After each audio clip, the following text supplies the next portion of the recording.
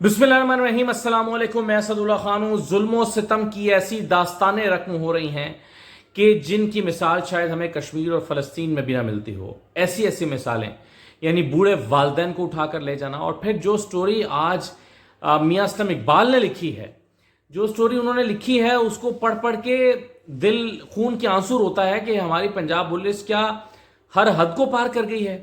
क्या माएँ बहनें तो सांझी होती हैं, बेटियां सांझी होती हैं। यानी आप बेटियों की, आप सोचें ना कि किसी बेटी का निकाह अगर रह जाए और आप उसके जहेज का सामान उठाकर ले जाएं, तो ये कैसा जुल्म है। यानी अगर इस वक्त आपको लगता है कि इस्टेब्लिशमेंट जो है वो पीटीआई के खिलाफ है, तो उसकी आड़ में आप कुछ भी करेंगे। यानी आप जो कुछ कर रहे हैं ये सिर्फ इस बात का बहाना बनाकर कर रहे हैं कि जी ठीक है, इस वक्त तो माहौल चूंकि हवा इनके खिलाफ ही चल रही है, तो क्यों ना हम भी इसमें अपने हाथ बहती गंगा में धो लें। तो क्या आप बहती गंगा में हाथ धोने के लिए जो है वो ये सारा कुछ बढ़ चढ़ के कर रहे हैं? उतना कहा भी नहीं किया जितना आप कर रहे हैं। तो देखें चंद चीज़ें। एक तो अभी आप जानते हैं हमाद अजहर साहब के 82 साल वालिद मियाँ अजहर साहब, जो छोड़ चुके हैं सियासत, एक ज़माने से छोड़ चुके हैं और बूढ़े आदमी है, 82 साल के आदमी है। आई एम श्योर कि जिन लोगों ने उनको गिरफ्तार किया या करने का फैसला किया होगा, उनके अपने भी वालिद की ही उम्र होगी और उनका क्या लेना देना इस सिचुएशन से जो कुछ हुआ है। लेकिन महज इसलिए उनको गिरफ्तार किया गया ताकि वो अपने बेटे पर दबाव डाल सकें, या उनका बेटा अखलाकी दबाव में आकर गिरफ्तारी दे कि जी मेरे वालिद को उठा के ले गए तो चलो मैं गिरफ्तारी दे देता हूं। और गिरफ्तारी भी ना दें, बस नामालूम मुकाम से प्रेस कॉन्फ्रेंस करके पीटीआई से अलहदगी का ऐलान कर दे, बात खत्म हो जाएगी। यही नदीम अफजल चंद के वालिद के साथ किया गया है। नदीम अफजल चंद के वालिद साहब के साथ इसलिए किया गया है कि नदीम अफजल चंद के जो दूसरे भाई हैं वो पीटीआई के जो है वो प्लेटफॉर्म से सियासत करते हैं, साबिका टिकट होल्डर भी हैं, तो उनको प्रेशराइज करने के लिए किया गया है। नदीम अफजल चंद अगरचे इसकी ट्वीट्स कर रहे हैं, लेकिन दरअसल ये नदीम अफजल चंद के ऊपर दबाव डालने के लिए नहीं किया गया, उनके भाई पर दबाव डालने के लिए किया गया है। लेकिन वो उल्टा पड़ गया और यहां पर भी 82 साल वालिद को उठाया गया, तो इस पर भी इतना प्रेशर क्रिएट हो गया कि छोड़ना पड़ा दोनों को। अब दोनों बुजुर्गों को छोड़ दिया गया, एक 82 साल के और एक जो है वो 75 साल के आदमी को। लेकिन ये इससे बढ़कर हुआ है जो देखिए मियां असलम इकबाल साहब के साथ क्या हुआ। अगरचे मैं आपको उसका खुलासा भी सुना सकता हूं, 2-3 मोटे मोटे उसके पॉइंट सुना सकता हूं, लेकिन मैं वो पैगाम पढ़ना चाहता हूं क्योंकि जिस दर्द के साथ उन्होंने वो चीज लिखी है, जरा वो आप पढ़ेंगे तो आपको अंदाजा होगा। मियां असलम इकबाल साहब कहते हैं कि मैं कुछ हकायक आवाम के सामने लाना चाहता हूं। 9 मई के बाद मेरे साथ और मेरे खानदान के साथ क्या हो रहा है। 7 मई को मेरी एटीसी लाहौर में बेल कंफर्म हुई, तो मैं उसी दिन लाहौर से बाहर चला गया क्योंकि 31 मई को मेरी बेटी का निकाह होना था। 31 मई को बेटी का निकाह था। सोचा 11 मई को एटीसी इस्लामाबाद में भी तारीख है, लिहाजा उससे पहले जो इंतजाम करने हैं वो भी कर लिए जाएं। दोस्त अहबाब और रिश्तेदारों को दावत पर भी मदऊ कर लिया जाए। बुकिंग फ्लैटिस होटल में करवाई गई, वहां से तस्दीक की जा सकती है कि निकाह होना था, यानी निकाह के लिए जो है वो आप तस्दीक कर सकते हैं। 9 मई के वाकयात इंतहाई अफसोसनाक हैं, जितनी मजम्मत की जाए कम है। इसकी तहकीकात होनी चाहिए, अमलाक को नुकसान पहुंचाने वाले को करार वाकई सजा मिलनी चाहिए। पुलिस ने हमारे घरों पर रेड करनी शुरू कर दी। घर पर सिर्फ वालदा साहबा, बेटी और बेटा मौजूद थे। चंद रोज कबल तकरीबन रात 3 बजे मेरे घर दरवाजे तोड़कर 30-40 लोग दाखिल हुए और बदतमीजी शुरू कर दी और कहा वो कातिल है, किधर है, उसको नहीं छोड़ेंगे। मेरी अहलिया नमाज तहज्जुद पढ़ रही थी जबकि बेटी और बेटा अपने कमरे में थे। वालदा साहबा की उम्र 85 साल है, वो ऑक्सीजन पर है। जनाब मोहसिन नकवी, डॉक्टर उस्मान अनवर, बिलाल सिद्दीक के बयाना और लियाकत मलिक, पता है आपके मुहाफिजों ने क्या किया? वो कहते हैं कि घर में मौजूद जहेज का कीमती सामान और 7 लाख रुपए नकद और डीवीआर लेकर चले गए। डीवीआर इसलिए लेकर जाते हैं ताकि पता ना चले कि क्या कार्रवाई डालकर गए हैं। मेरी वालदा साहबा चीखती रही कि ऐसा ना करो। मुहाफिज ने माओं का एहतराम भी ना किया, खूब बदतमीजी की। मैं आपसे यही उम्मीद कर सकता था कि आप लोग अखलाकियात से इतने नीचे गिर जाओगे, शर्म आनी चाहिए थी। मैं ऐसे निज़ाम और मुहाफिजों पर लानत भेजता हूं। आप समझ रहे होंगे कि यह सदा ऐसे ही चलना है। बेशक हर रात के बाद सुबह, हर मुश्किल के बाद आसानी और हर आजमाइश के बाद उसका सिला है।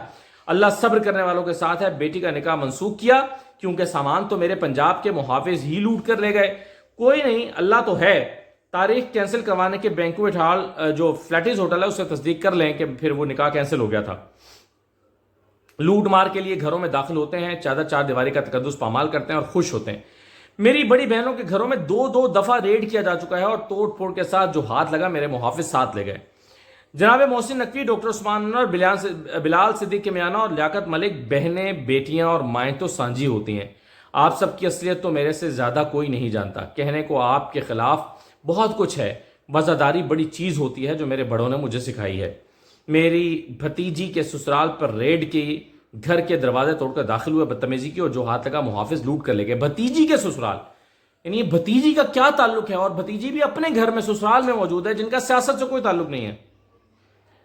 میری بڑی بھتیجی کا سسرال باغبان پورہ میں ہے. کل رات اس کے گھر ریڈ کی جن کا دور دور تک میری سیاست سے کوئی تعلق نہیں. اس کے دیور کو مارتے ہوئے ساتھ لے گئے, ناک کی ہڈی توڑ دی اور CIA میں بند کر دیا. بڑے بھائی میاں جاوید اقبال کے گھر ریڈ کی اور بھابھی جو کہ ہارٹ پیشنٹ ہیں ان کو میری بھتیجی جو کہ ڈاکٹر ہیں ہراساں کیا اور کہا قاتل کدھر ہے. DVR اور قیمتی سامان جو ہاتھ لگا ساتھ لے گئے. میرے پنجاب کے محافظ اب ناکوں سے پیسہ اکٹھا نہیں کرتے بلکہ گھروں میں بدماشی اور ڈاکہ زنی کرتے ہیں. میرے بڑے بھائی جو علامہ اقبال ٹاؤن میں رہتے ہیں ان کے گھر ریڈ کی, ان کی بہنوں کے ساتھ بدتمیزی کی. ان کی بیوی نے بھی ابھی دل کا آپریشن کروایا ہے, ان کے ساتھ بدتمیزی کی, توڑ پھوڑ اور جو لے کر جانا تھا لے گئے. ہر کسی کے گھر 2 سے 3 دفعہ ریڈ کر چکے ہیں. ہر دفعہ میرے پنجاب کے محافظ بھوکے کتے کی طرح آتے ہیں اور کوئی نہ کوئی ہڈی ساتھ لے جاتے ہیں. میرے بھائی اکرم اقبال کے گھر ریڈ کیا. ان کے بیٹے حمزہ اور اکرم بھائی کو پولیس ساتھ لے گئی. اکرم بھائی کا ایک بیٹا معذور ہے جس کی عمر 25 سال ہے اور وہ باتھ روم تک بھی خود نہیں جا سکتا, نہ خود کھانا کھا سکتا ہے. باپ ہی اس کے سارے معاملات دیکھتا ہے. آج ان کو بغیر کسی FIR اور جرم کے لے کر گئے ہوئے 8 دن سے زیادہ ہو چکے ہیں. باپ اور بیٹا حمزہ CIA کے پاس ہیں.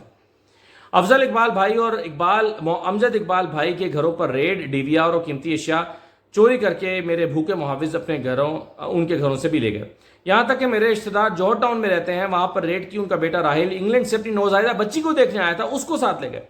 تھانے اچرا میں اس کو بجلی کا کرنٹ لگاتے رہے کہ بتاؤ میاں اسلم اقبال کدھر ہے. انہوں نے بیٹے کو چھوڑ دیا. اسی دن انگلینڈ واپس بھیج دیا اور وہاں اپنے بازو کا علاج کروا رہا ہے. میرے ڈیرے پر ریڈ بار بار کی اور وہاں سے DVR لے کر چلے گئے. کام کرنے والے لڑکے کیسر کو پکڑ لیا, عدالت سے اس کی بازیابی کروائی گئی. کل رات پھر ریڈ کی اور دوسرے ملازم مرتضیٰ کو لے کر چلے گئے اور ستم ظریفی کے مار مار کر برا حال کر دیتے ہیں. آج میرے سب سے بڑے بھائی میاں جاوید اقبال کو CIA ڈیفینس لے کر چلی گئی. ان کا اس سارے معاملے سے کیا تعلق ہے؟ لیکن میرے پنجاب کے محافظ چیف سیکرٹری سے لے کر IG اور IG سے لے کر نیچے تک عہدوں پر مزے لے رہے ہیں اور چھوٹے محافظ لوٹ مار کر رہے ہیں. آخری بات, میرے کوئی 9 مئی کے حوالے سے کوئی آڈیو کال, ویڈیو کال یا کلپ, کوئی میسج کچھ ہے تو سامنے لاؤ. جیو فینسنگ کر لیں, CDR کچھ تو سامنے لاؤ. یہ تو ایک سیاسی آدمی کے گھر ریڈ کی بات ہو رہی ہے. کتنے ہزاروں بے گناہ کے لوگوں کے گھروں میں ریڈ اور لوٹ مار کی کہانیاں سب کے سامنے آئیں گی. پھر chief secretary, IG, chief officer, CIA, SSP, CCPO جواب دہ ہوں گے. سوچا تھا وزاداری میں خاموش ہوں لیکن یہ ظلم تو بڑھتا جا رہا ہے. آگے کچھ اور باتیں بھی انہوں نے لکھی ہیں. کہنے کا مطلب یہ ہے کہ دیکھیں, مطلب مائیں جو کہ ظاہر بزرگ ہیں اور باپ اور پھر بیٹیاں, آپ سوچیں نا کہ اس شخص کے دل پر کیا گزرتی ہوگی کہ جس کی بیٹی کا نکاح منسوخ ہو گیا. اور ان میں سے جتنے لوگ یہ سب کچھ کر رہے ہیں, ڈیسیژن میکرز ہیں, ان میں گھر میں کس کے گھر پہ بیٹی نہیں ہوگی؟ اور پھر میاں اسلم اقبال 9 مئی کے واقعات کی مذمت بھی کر رہے ہیں اور کہہ رہے ہیں کہ میرا کوئی ثبوت بھی دکھا دیں کہ میں نے کوئی کسی کو اشتعال دلایا ہو, میں نے کسی کو جو ہے وہ موقع پر جا کر کچھ کیا ہو, یا میری جیو فینسنگ ہوئی ہو اور میں وہاں پر پایا گیا ہوں. کچھ بھی نہیں ہے. پھر بھی میرے اور میرے رشتہ داروں کے گھروں پہ ریڈ ہو رہی ہے. آئی ایم شور کہ اسٹیبلشمنٹ یہ سب کچھ نہیں کر رہی ہوگی اور نہیں کہہ رہی ہوگی کہ گھروں میں جائیں اور بیٹی کے جہیز کا سامان لوٹ کر اور زیورات اور پیسے لوٹ کر لے آئیں. یہ نہیں کہہ رہی ہوگی. اب یہ سب کچھ پولیس کے جوان جو بڑے ہمارے محافظ ہوتے ہیں یہ خود اپنے طور پہ کر رہے ہوں گے. کیوں؟ کیونکہ ان کو موقع ملا ہوا ہے. ان کی تو عید لگی ہوئی ہے, ان کی تو ایک چاندی ہو گئی ہے, اور ان کی تو ایک جو ہے وہ ایک کیا کہتے ہیں کمیٹی نکل آئی ہے کیونکہ ان کو موقع مل گیا یہ سب کچھ کرنے کا. تو یہ ہو رہا ہے اور یہ میں سمجھتا ہوں کہ انسانی حقوق کی بدترین وائلیشنز میں سے ہے کہ جو اس وقت کیا جا رہا ہے. اور میرا خیال ہے کہ ایسی مثالیں شاید ہمیں جو ہے وہ ان مقبوضہ علاقوں میں بھی نہ ملتی ہوں جن کے ظلم کی داستانیں ہم پڑھتے ہیں. تو اس سے برا کیا ہوگا جو کچھ ہو رہا ہے کہ والداؤں سے اور بوڑھے والدین سے بدتمیزی کی جائے اور بیویوں, بیٹیوں اور ماؤں میں تفریق ختم ہو جائے. تو اس سے بڑھ کر کیا ہو سکتا ہے؟ تو میرا خیال ہے یہ بہت ہی ظلم کی بات ہے جو اس وقت ہو رہی ہے. 2-3 چیزیں دیکھیں میں اور کرنا چاہتا ہوں آپ سے ڈسکس, اور وہ یہ ہے کہ ایک تو الیکشن کمیشن نے جو ہے وہ فیصلہ کیا ہے کہ اگلے الیکشن کے لیے ہم جو غیر ملکی مبصرین ہر مرتبہ آتے ہیں الیکشن کی شفافیت کو مانیٹر کرنے کے لیے ان کو اس دفعہ نہیں بلائیں گے، ان کو اس دفعہ دعوت نہیں دیں گے. اور یہ فیصلہ ہوا ہے، اور میں آپ کو ایک پیراگراف پڑھ دیتا ہوں اس خبر کا. وہ کہتے ہیں الیکشن کمیشن نے مبصرین سے متعلق پلان کی اصولی منظوری دے دی، جس کے مطابق عام انتخابات میں غیر ملکی مبصرین کو باضابطہ دعوت نہیں دی جائے گی، جو کہ ہر دفعہ ہوتی ہے. الیکشن کمیشن کے مطابق عام انتخابات کے مشاہدے کے لیے غیر ملکی مبصرین وزارت داخلہ سے سیکیورٹی کلیئرنس کرائیں گے. یعنی جو آنا چاہے گا وہ پھر اجازت مانگے گا اور کہے گا کہ جی میں آنا چاہتا ہوں، اور پھر ظاہر ہے وزارت داخلہ کی مرضی کس کو آنے دے اور کس کو نہ آنے دے، یہ پھر ان کی اختیار ان کو دے دیا گیا ہے. اور مبصرین بیرون ملک پاکستانی مشنز میں درخواستیں دیں گے. تو درخواست دیں گے آپ کہ جی ہم آنا چاہتے ہیں، اب جس کو آپ کا جی چاہے گی آپ آنے دیں گے، اور جس کو یہ عام طور پہ جو مبصرین خود بخود آتے ہیں، جیسے ہم بھی ایز اے جرنلسٹ کسی بھی سٹوری کو کور کرنے کے لیے جس ملک میں جاتے ہیں ویزا مانگتے ہیں، ویزا ملتا ہے اور ہم جاتے ہیں. یہاں تک کہ افغانستان میں جا کر میں نے خود کوریج کی ہوئی ہے، اور اس وقت میں جبکہ طالبان کی حکومت آئے ہوئے چند دن ہوئے تھے اور انہوں نے اپنا ایک سسٹم بنا دیا تھا. لیکن جو ہے وہ پاکستان اب غیر ملکی مبصرین کو شارٹ لسٹ کرے گا کہ کس کو آنے دینا ہے کس کو نہیں آنے دینا، تاکہ اگر آپ نے کوئی گڑبڑ کرنی ہے انتخابات میں تو پھر آپ خاموشی سے کریں اور اس کو کوئی بتانے پوچھنے والا نہ ہو. اچھا، جو پرویز الہی صاحب کو پکڑا ہوا ہے اس کے حوالے سے سن لیجئے سیکرٹری اسمبلی رائے ممتاز صاحب کیا کہتے ہیں جج کے سامنے. سیکرٹری اسمبلی رائے ممتاز نے جج کے سامنے کہا ہے، وہ کہتے ہیں مجھے کل واک کرتے ہوئے کچھ لوگ آنکھوں پر پٹی باندھ کر اٹھا کر لے گئے، جب پٹی کھولی تو سامنے ڈی جی اینٹی کرپشن بیٹھے تھے. مجھے کہا کہ نوکری کرنی ہے یا نہیں، اگر نوکری کرنی تو پرویز الہی کے خلاف وعدہ معاف گواہ بن جاؤ. اب یہ وہ کہہ رہے ہیں اب آج پاکستان میں چونکہ کوئی قانون نہیں ہے تو اس لیے ڈی جی اینٹی کرپشن کو بلا کے پوچھا بھی نہیں جا سکتا کہ یہ کیا آپ کے اوپر الزام لگا رہے ہیں کہ آپ خود بنفس نفیس موجود تھے ان کے سامنے اور ان کو اور اصرار کر رہے تھے کہ وعدہ معاف گواہ بن جاؤ پرویز الہی کا. تو میرا خیال ہے کہ عدالتیں چونکہ اس وقت ہیں نہیں، مفت کی تنخواہ اس وقت لے رہے ہیں ہماری عدالتیں، اور آپ کو یاد تو آتے ہوں گے ویسے ثاقب نثار صاحب وہ ہوتے تو آپ کو برے تو بہت لگتے تھے ویسے وہ کہ وہ گرجتے برستے ہیں، چیختے ہیں، چلاتے ہیں عدالتوں میں. لیکن پاکستان کی عدالتوں میں ایسا ہی جج چاہیے جو گرجے برسے اور لائن حاضر کرے. اب ہمارے جو موجودہ چیف جسٹس صاحب ہیں ان کے بس کی بات شاید یہ نظام نہیں ہے.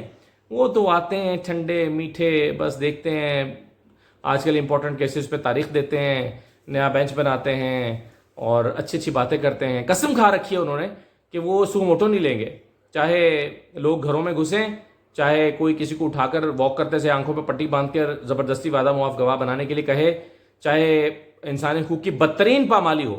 یعنی آپ دیکھیں نا دنیا بھر کے انسانی حقوق کے جو ادارے ہیں ان کو اس بات پر تشویش ہے کہ پاکستان میں کیا ہو رہا ہے، لیکن پاکستان کی عدالتوں کو تشویش نہیں ہے کہ پاکستان میں کیا ہو رہا ہے.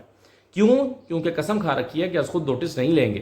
کیوں؟ کیونکہ ان کو دباؤ میں لے آیا گیا ہے. کیوں؟ کیونکہ ان کے خلاف شارع دستور پہ دھرنے ہو جاتے ہیں، پھر ان کے خلاف تقریریں ہوتی ہیں، ان کو برا بھلا کہا جاتا ہے، اور وہ چونکہ پریشر برداشت نہیں کر سکتے تو اس لیے بہتر یہ ہے کہ وہ اپنی نوکری پوری کریں اور وہ جو 15 لاکھ روپے ماہانہ ملتے ہیں وہ چپ کر کے لیتے رہیں، نوکری پوری کریں اور چپ چاپ زندگی گزاریں. تو یہ بہرحال پاکستان میں اس وقت ہو رہا ہے. اور چونکہ کوئی قانون نہیں ہے، چونکہ کوئی عدالتیں نہیں ہیں، عدالتیں سو رہی ہیں، تو اس لیے کوئی کچھ بھی کر رہا ہے. جنگل کا قانون ہے، جنگل کے قانون میں جیسے کوئی کچھ بھی کرے کوئی آواز نہیں اٹھا سکتا، تو یہ وہی ہو رہا ہے. مجھے خدشہ ہے کہ اس جوڈیشل سسٹم سے اور اس سسٹم سے لوگوں کا اعتماد بالکل ہی ختم نہ ہو جائے. ابھی تو لوگ پھر بھی سمجھتے ہیں کہ پولیس میں کمپلینٹ، ابھی جیسے میاں اسلم اقبال نے بھی اپنی ٹویٹ کے آخر میں کہا ہوا تھا کہ اگر میرے خاندان کے کسی فرد کو کچھ ہوا تو میں ایف آئی آر کٹاؤں گا. بھائی میاں صاحب کون سی ایف آئی آر، کون کاٹے گا، کس کے خلاف کاٹے گا، کون کارروائی کرے گا، کیا باتیں آپ کر رہے ہیں. اس وقت تو نظام اور قانون اور انصاف کا ادارہ ساقط ہو چکا ہے. کوئی جو ہے وہ اس کا پرسان حال نہیں ہے. اور دوسرا دیکھیں آئی جی پنجاب صاحب نے آج خود اپنے خلاف ہی چارج شیٹ کر دی، پریس کانفرنس کر کے بتایا کہ فلاں فلاں فلاں فلاں 8-10 نام لیے، ان سب کی 8 تاریخ کو آڈیو کالز پکڑی گئیں کہ یہ سارا کچھ پلان کر رہے تھے 9 مئی کے واقعات کے لیے 8 تاریخ کو. اچھا اس میں کافی سارا سکم ہے. بھئی 8 کو ان کو کیسے پتا تھا کہ کل 9 مئی کو ان کی گرفتاری ہو جانی ہے عمران خان کی؟ چلے ہو سکتا ہے کہ ان کو پتا ہو کہ کل گرفتاری ہو جانی ہے یا شک ہو کہ گرفتاری ہو جانی ہے اور انہوں نے یہ پلان کر لیا ہو. تو جب وہ پلان انٹرسپٹ ہو گیا اور پتہ چل گیا تو پھر اس کے لیے خاطر خواہ انتظامات کیوں نہیں کیے گئے، تو خاموشی کیوں اختیار کی گئی؟ تو میرا خیال ہے کہ اس وقت ایک بڑا فنی سا کیریکٹر بن کے رہ گئے ہیں آئی جی پنجاب. اور دیکھیں کہ تاریخ ان کو کن الفاظ میں یاد کرتی ہے کیونکہ اور ان کا ضمیر ان کو معاف کرتا ہے یا نہیں کرتا. آخری بات یہ ہے کہ ایک سروے جو ہے وہ کرایا گیا ہے امت مسلمہ کا ایک عظیم لیڈر تلاش کرنے کے لیے ایک سروے ہوا ہے, اور اس سروے کا جو نتیجہ آیا ہے وہ یہ رہا آپ کے سامنے. اس میں نواز شریف صاحب جو ہیں یہ 51% پاپولیرٹی کے ساتھ دنیا کے امت مسلمہ کے سب سے بڑے لیڈر قرار پائے ہیں. دوسرے نمبر پر آدھی مقبولیت کے ساتھ طیب اردوغان ہیں, پھر محمد بن سلمان ہیں 14% کے ساتھ صرف, اور 9% کے ساتھ ابراہیم جو ہیں وہ رئیسی ہیں, اور عمران خان صاحب 1% کے ساتھ. 1% عمران خان امت مسلمہ کے 1% پاپولیرٹی ان کی, اور 51% جو ہے وہ میاں نواز شریف صاحب. تو مبارک ہو جی امت مسلمہ, پوری امت, پاکستانیوں کو نہیں, پوری امت مسلمہ کو مبارک ہو کہ ان کو ایک نیا لیڈر امت کو مل گیا ہے. تو اسی مبارکباد کے ساتھ میں آپ سے اجازت چاہتا ہوں. اللہ حافظ.